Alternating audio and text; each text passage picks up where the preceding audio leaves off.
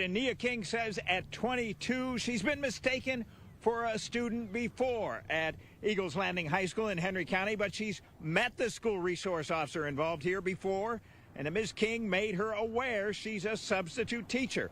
Ms. King says she has no idea why she got grabbed around the neck and dragged to an office, but it shouldn't happen to a student either. And as I'm trying to stop the fight before it starts, the girl hits the other girl, and then that's when the crowd started, and we started pushing down the hall. And once we pushed down the hall, I got trampled from left to right of the hall, and then now I'm back into the middle of the fight. As I'm back in the middle of the fight, the SRO just grabs me by the neck, and the fight is still continuing to go on.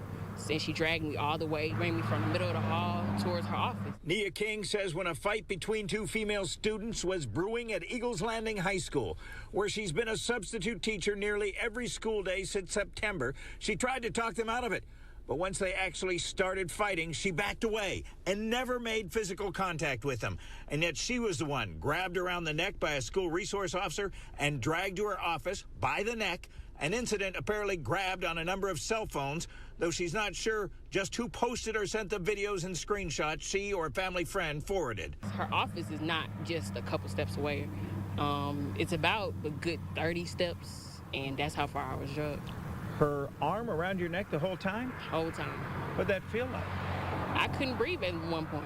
Ms. King says once in the SRO's office, the officer offered aid, but at first, no explanation. Once we first got in, she asked me, do I need EMS, do I need the nurse, and do I need some water? And I just told her, I just need you to leave because you just drugged me from that point to this point, and I couldn't breathe, but you want to talk. And she stepped out, and then she came back in and told me, oh, I was trying to save you. I was trying to save you because they say you had got hit. Ms. King says she doesn't buy that the officer was trying to save her, and a demonstration she and her dad did for us was on point. He just had me like this. So he had the hand around the neck. This is what the footage that we saw. Is that a position of somebody being saved?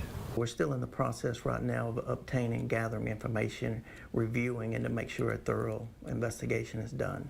Henry County Police Captain Randy Lee, We're working in conjunction with the school, says he can't go into specifics about this case. Does the Henry County Police Department teach its officers to grab anybody around the neck? Our training division does not teach choke holds or neck restraints. Captain Lee says only where deadly force is warranted are such things justified, and whether an officer's actions were a chokehold, neck restraint, or neither, as defined by policy, depends on specific circumstances. We sought a response from Henry County Schools. An email said there is a pending investigation into this matter. No further information is available at this time.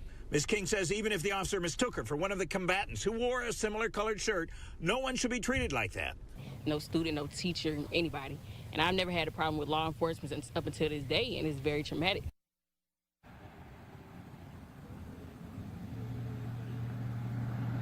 Now, Ms. King indicated at one point an administrator told her she could not return to the school until further notice. But hours after our interview on Wednesday, the administrator called to say she could come back after taking care of workers' comp issues. Henry County Police Chief Mark Ammerman says the SRO involved told the department she did not wish to speak with us.